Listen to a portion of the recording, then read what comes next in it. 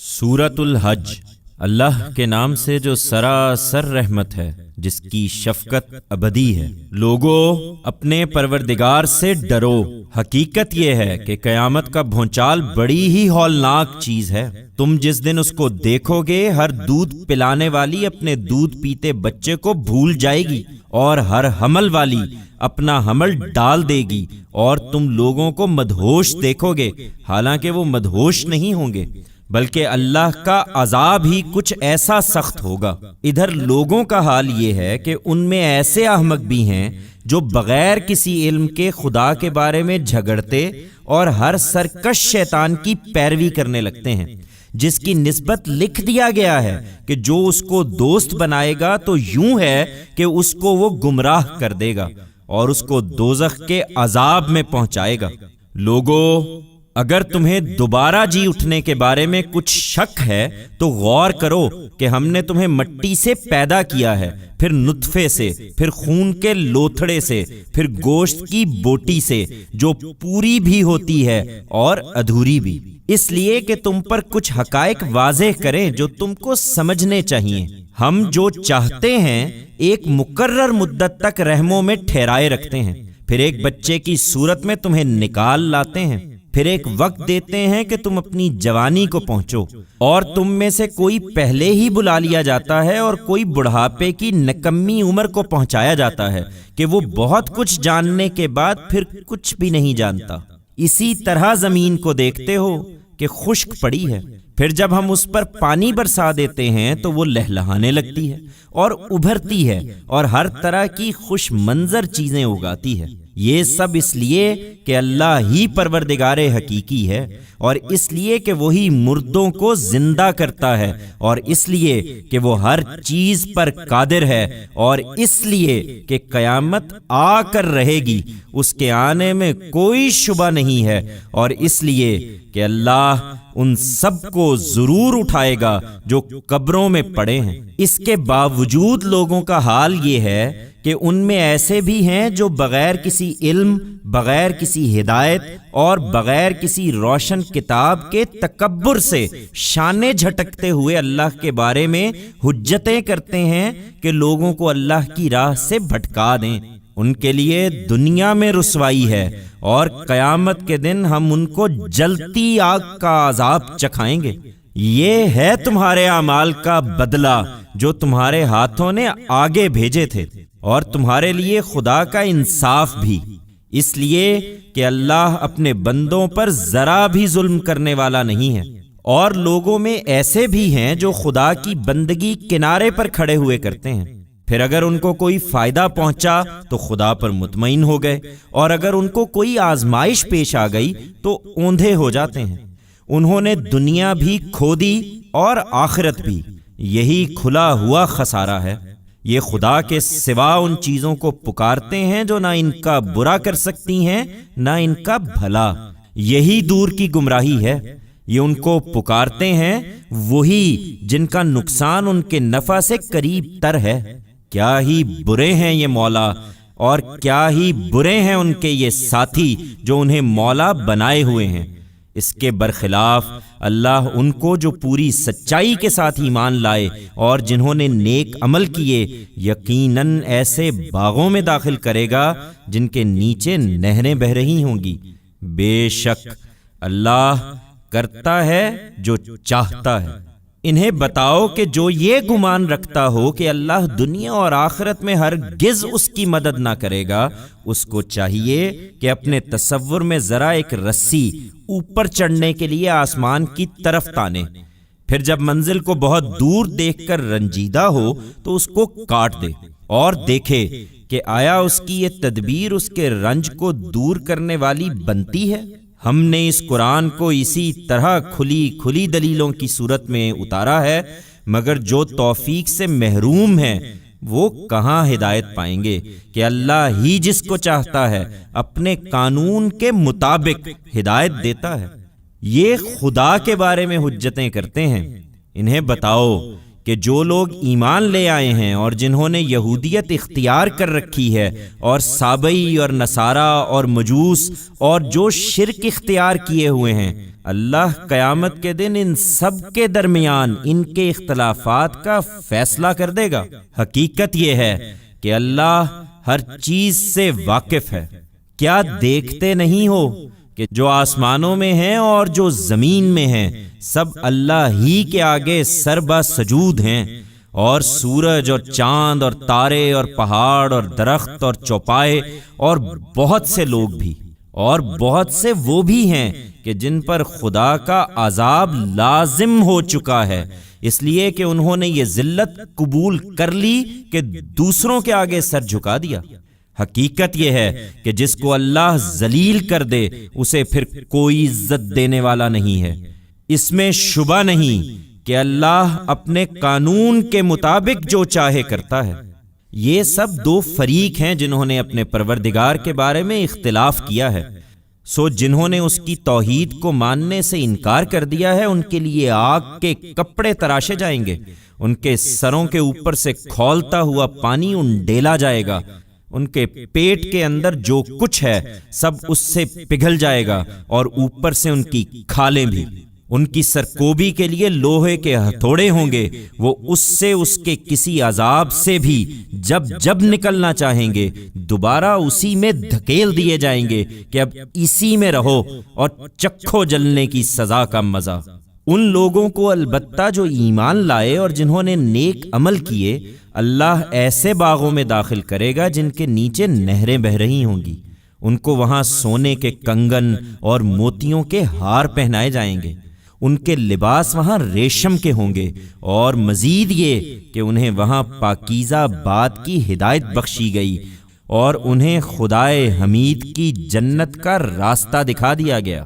یہ حقیقت ہے کہ جن لوگوں نے خدا کے پیغمبر کو ماننے سے انکار کر دیا ہے اور اب وہ خدا کی راہ سے روک رہے ہیں، اور مسجد حرام سے بھی جسے ہم نے لوگوں کے لیے یکساں بنایا ہے، خواہ وہ وہاں کے رہنے والے ہوں یا باہر کے، انہوں نے بڑے ظلم کا ارتکاب کیا ہے۔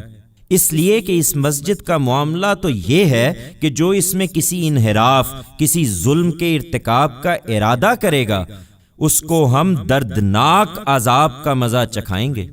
انہیں یاد دلاؤ جب ہم نے ابراہیم کے لیے اس گھر کی جگہ کو ٹھکانہ بنایا تھا، اس ہدایت کے ساتھ کہ کسی چیز کو میرا شریک نہ کرنا، اور میرے گھر کو طواف کرنے والوں اور قیام کرنے والوں اور رکوع و سجود کرنے والوں کے لیے پاک رکھنا، اور حکم دیا تھا کہ لوگوں میں حج کی منادی کرو، وہ تمہارے پاس پیدل بھی آئیں گے اور ہر طرح کی اونٹنیوں پر سوار ہو کر بھی کہ سفر کی وجہ سے دبلی ہو گئی ہوں گی۔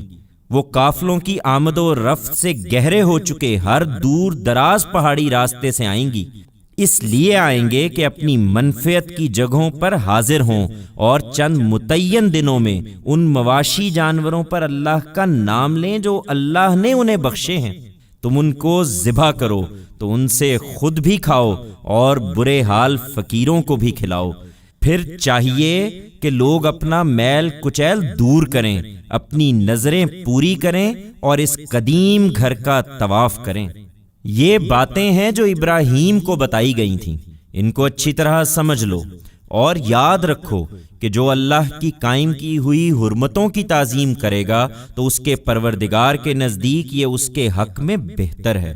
اور یہ بھی کہ جانوروں کے بارے میں ان مشرکین کے توہمات بالکل بے بنیاد ہیں۔ حقیقت یہ ہے کہ تمہارے لیے چوپائے حلال ٹھہرائے گئے ہیں سوائے ان کے جو تمہیں قرآن میں بتائے جا رہے ہیں۔ سو بتوں کی گندگی سے بچو اور جھوٹی بات سے بھی جو ان کے حوالے سے کسی چیز کو حلال اور کسی کو حرام ٹھہرا کر اللہ پر باندھتے ہو، اور اس کے شاعر کی تعظیم کرو، اللہ کی طرف یکسو ہو کر کسی کو اس کا شریک کر کے نہیں۔ اور یاد رکھو کہ جو اللہ کے شریک ٹھہراتا ہے تو گویا وہ آسمان سے گر پڑا ہے، اب پرندے اس کو اچک لے جائیں گے یا ہوا اس کو کسی دور دراز جگہ پر لے جا کر پھینک دے گی۔ یہ باتیں ہیں، انہیں اچھی طرح سمجھ لو اور یاد رکھو کہ جو اللہ کے مقرر کردہ شاعر کی تعظیم کرے گا تو یہ دلوں کی پرہیزگاری میں داخل ہے۔ یہ ہدی کے جانور بھی اللہ کے شاعر میں سے ہیں، لیکن اللہ کا حکم یہ ہے کہ ان میں تمہارے لیے ایک مقرر وقت تک طرح طرح کی منفعتیں ہیں، پھر ان کو قربانی کے لیے خدا کے اسی قدیم گھر کی طرف لے جانا ہے۔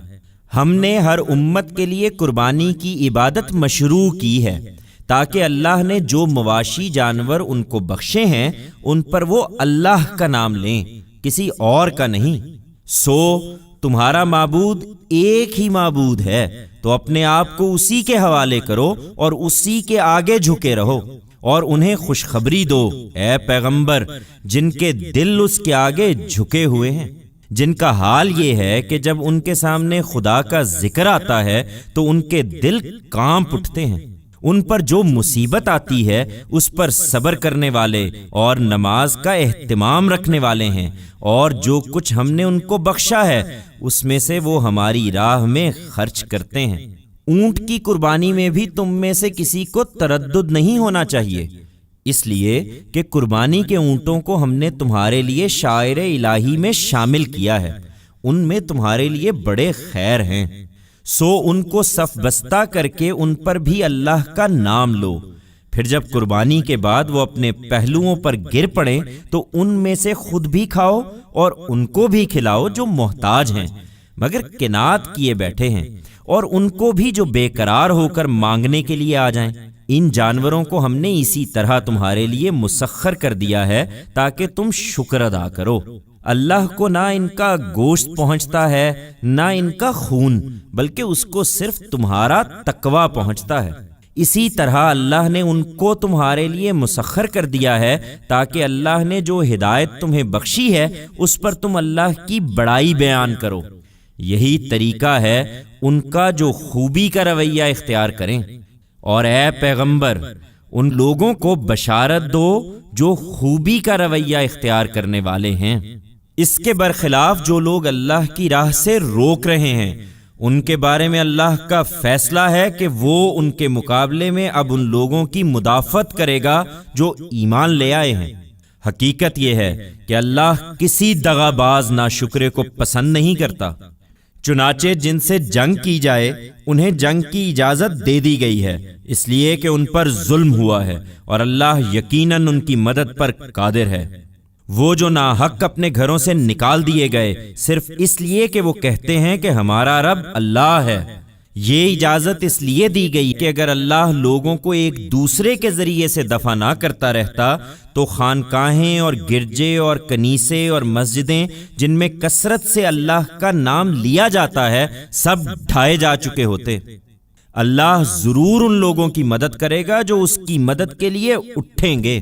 اس میں شبہ نہیں کہ اللہ زبردست ہے، وہ سب پر غالب ہے۔ وہی کہ جن کو اگر ہم اس سرزمین میں اقتدار بخشیں گے تو نماز کا اہتمام کریں گے اور زکوٰۃ ادا کریں گے اور بھلائی کی تلقین کریں گے اور برائی سے روکیں گے۔ اللہ ضرور ان کی مدد کرے گا، اور سب کاموں کا انجام تو اللہ ہی کے اختیار میں ہے۔ اے پیغمبر اگر یہ تمہیں جھٹلاتے ہیں تو اس پر تعجب کیوں؟ ان سے پہلے نوح کی قوم، عاد و سمود، ابراہیم کی قوم، لوط کی قوم اور مدین کے لوگ بھی جھٹلا چکے ہیں، اور موسیٰ کو بھی اسی طرح جھٹلایا گیا تھا۔ پھر ان کے منکروں کو میں نے کچھ ڈھیل دی، پھر ان کو دھر لیا تو دیکھو کہ کیسی ہوئی میری پھٹکار۔ سو کتنی ہی بستیاں ہیں جن کو ہم نے ہلاک کیا ہے اور وہ ظالم تھیں، اب وہ اپنی چھتوں پر الٹی پڑی ہیں، اور کتنے کنویں بیکار اور کتنے پختہ محل ہیں جو ویران پڑے ہیں۔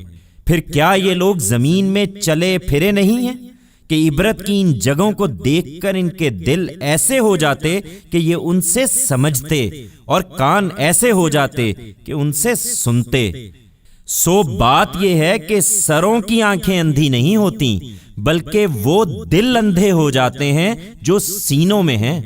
یہ تم سے عذاب کے لیے جلدی مچائے ہوئے ہیں، دراں حال ہے کہ اللہ نے عذاب کی وعید سنائی ہے تو اللہ ہرگز اپنے وعدے کی خلاف ورزی نہ کرے گا۔ انہیں معلوم ہونا چاہیے کہ تیرے پروردگار کے ہاں کا ایک دن تمہاری گنتی کے حساب سے 1000 سال کے برابر ہوتا ہے، سو یہ بھی بے خوف نہ ہوں۔ کتنی ہی بستیاں ہیں جن کو میں نے ان کے ظلم کے باوجود اسی طرح ڈھیل دی، پھر ان کو پکڑ لیا، اور سب کو واپس تو میرے پاس ہی آنا ہے۔ ان سے کہہ دو کہ لوگو، میں تمہارے لیے صرف ایک کھلا ہوا خبردار کرنے والا ہوں، پھر جو ایمان لائے اور انہوں نے اچھے عمل کیے ان کے لیے مغفرت بھی ہے اور عزت کی روزی بھی، اور جن کی تگ و دو ہماری آیتوں کو نیچا دکھانے کے لیے ہے وہی دوزخ کے لوگ ہیں۔ ہم نے اے پیغمبر تم سے پہلے جو رسول اور جو نبی بھی بھیجا ہے اس کے ساتھ یہی معاملہ پیش آیا کہ اس نے جب بھی کوئی تمنا کی شیطان اس کی تمنا میں خلل انداز ہو گیا ہے، پھر شیطان کی اس خلل اندازی کو اللہ مٹا دیتا ہے، پھر اللہ اپنی آیتوں کو قرار بخشتا ہے، اور اللہ علیم و حکیم ہے۔ یہ اس لیے ہوتا ہے کہ اللہ شیطان کی اس خلل اندازی کو ان لوگوں کے لیے فتنہ بنا دے جن کے دلوں میں نفاق کا روگ ہے اور جن کے دل سخت ہو چکے ہیں۔ حقیقت یہ ہے کہ یہ ظالم اپنی مخالفت میں بہت دور نکل گئے ہیں، اور اس لیے بھی ہوتا ہے کہ جن کو خدا کی کتاب کا علم عطا ہوا ہے وہ اچھی طرح جان لیں کہ یہ تیرے پروردگار کی طرف سے حق آیا ہے، سو ان کے ایمان اس پر پختہ ہوں اور ان کے دل اس کے آگے جھک جائیں، اور اللہ کا فیصلہ ہے کہ وہ ان لوگوں کو جو ایمان لے آئے ہیں ضرور سیدھی راہ دکھائے گا۔ اس کے برخلاف جن لوگوں نے انکار کا فیصلہ کر لیا ہے وہ اس علم کی طرف سے شک ہی میں رہیں گے، یہاں تک کہ ان کے سر پر قیامت یکا یک آ موجود ہو یا ایک منحوس دن کا عذاب ان پر نازل ہو جائے۔ وہ اس بات کو یاد رکھیں کہ اس دن سارا اختیار اللہ ہی کا ہوگا، وہ ان کے درمیان فیصلہ کر دے گا، پھر جو ایمان لائے ہوں گے اور انہوں نے اچھے عمل بھی کیے ہوں گے وہ راحت کے باغوں میں ہوں گے، اور جنہوں نے انکار کیا اور ہماری آیتوں کو جھٹلا دیا ہے تو وہی ہیں کہ جن کے لیے ذلت کا عذاب ہے۔ ان کے ظلم سے عاجز ہو کر جن لوگوں نے خدا کی راہ میں ہجرت کی پھر مارے گئے یا اپنی موت سے مر گئے، اللہ ان کو ضرور اچھا رزق عطا فرمائے گا۔ بے شک اللہ ہی ہے جو بہترین رزق عطا فرمانے والا ہے، وہ ان کو ضرور ایسی جگہ پہنچائے گا جس سے وہ راضی ہوں گے۔ بے شک اللہ سب کے حال سے واقف ہے، وہ بڑا ہی بردبار ہے۔ یہ اسی طرح ہوگا، اور مزید یہ کہ جو کسی ظلم کا ویسا ہی بدلہ لے جیسا اس کے ساتھ کیا گیا پھر اس پر زیادتی کی جائے تو اللہ اس کی ضرور مدد فرمائے گا، لیکن چندے درگزر کرے تو بہتر ہے۔ اس میں شبہ نہیں کہ اللہ معاف کرنے والا درگزر فرمانے والا ہے۔ اللہ ضرور اس کی مدد فرمائے گا، یہ اس لیے کہ اللہ ہی ہے جو رات کو دن میں داخل کرتا ہے اور دن کو رات میں داخل کرتا ہے، اور اس لیے کہ اللہ سمیع و بصیر ہے۔ یہ اس لیے کہ اللہ ہی حق ہے، اور جن چیزوں کو یہ اللہ کے سوا پکارتے ہیں وہ سب باطل ہیں، اور اس لیے کہ اللہ ہی برتر ہے، وہ سب سے بڑا ہے، وہ ضرور مدد فرمائے گا اگرچہ حالات کتنے ہی ناموافق ہوں۔ کیا دیکھتے نہیں ہو کہ اللہ نے آسمان سے پانی برسایا تو اس سے زمین سرسبز و شاداب ہو جاتی ہے۔ حقیقت یہ ہے کہ اللہ بڑا ہی باریک بین ہے، ہر چیز کی خبر رکھنے والا ہے۔ اسی کا ہے جو کچھ آسمانوں میں ہے اور جو کچھ زمین میں ہے۔ حقیقت یہ ہے کہ اللہ ہی ہے جو بے نیاز ہے اور وہی ستودہ صفات بھی ہے۔ کیا دیکھتے نہیں ہو کہ اللہ نے زمین کی سب چیزوں کو تمہارے کام میں لگا رکھا ہے، اور کشتی کو بھی وہ اس کے حکم سے سمندر میں چلتی ہے، اور وہ آسمان کو تھامے ہوئے ہے کہ مبادا زمین پر گر پڑے، الا یہ کہ وہی اس کا اذن دے۔ یقیناً اللہ لوگوں پر بڑا ہی مہربان ہے، اس کی شفقت ابدی ہے۔ وہی ہے جس نے تمہیں زندگی دی پھر مارتا ہے پھر تم کو زندہ کرے گا۔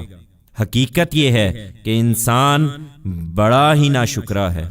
انہیں اعتراض ہے کہ یہ نئی شریعت مختلف کیوں ہے۔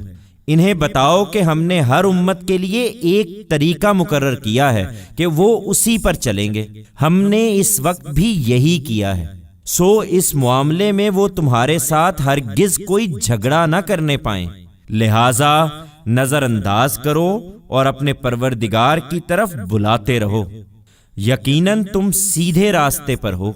اس کے بعد بھی اگر وہ تم سے جھگڑنے کے درپے ہوں تو ان سے کہہ دو کہ اللہ خوب جانتا ہے جو کچھ تم کر رہے ہو۔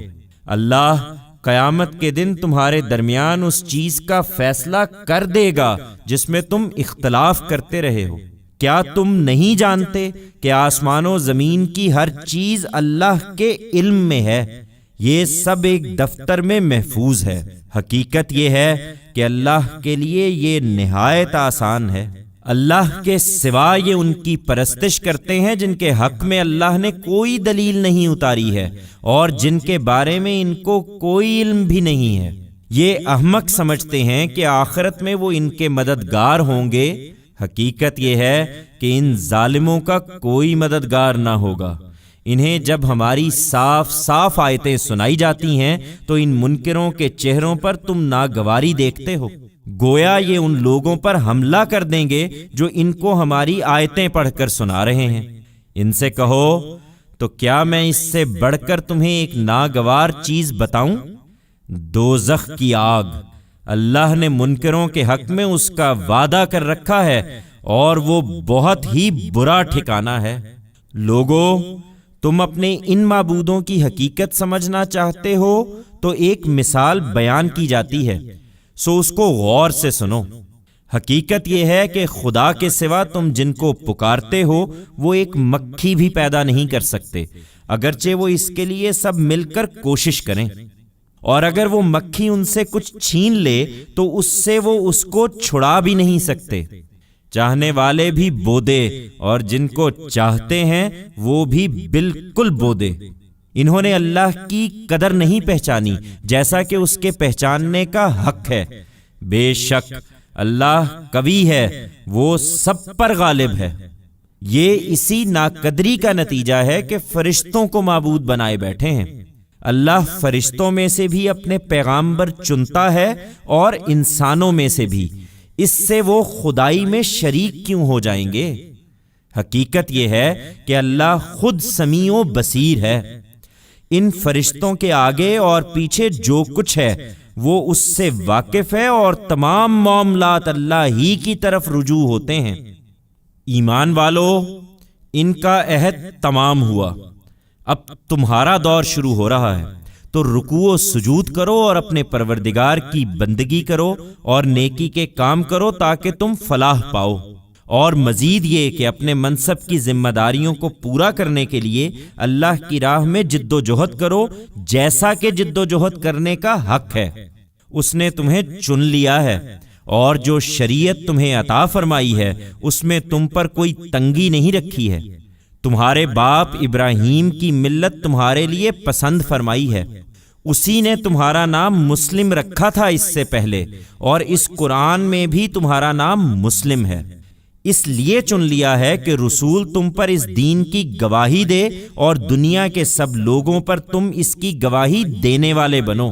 سو نماز کا اہتمام رکھو اور زکوٰۃ ادا کرتے رہو اور اللہ کو مضبوط پکڑو، وہی تمہارا مولا ہے، سو کیا ہی اچھا مولا ہے اور کیا ہی اچھا مددگار۔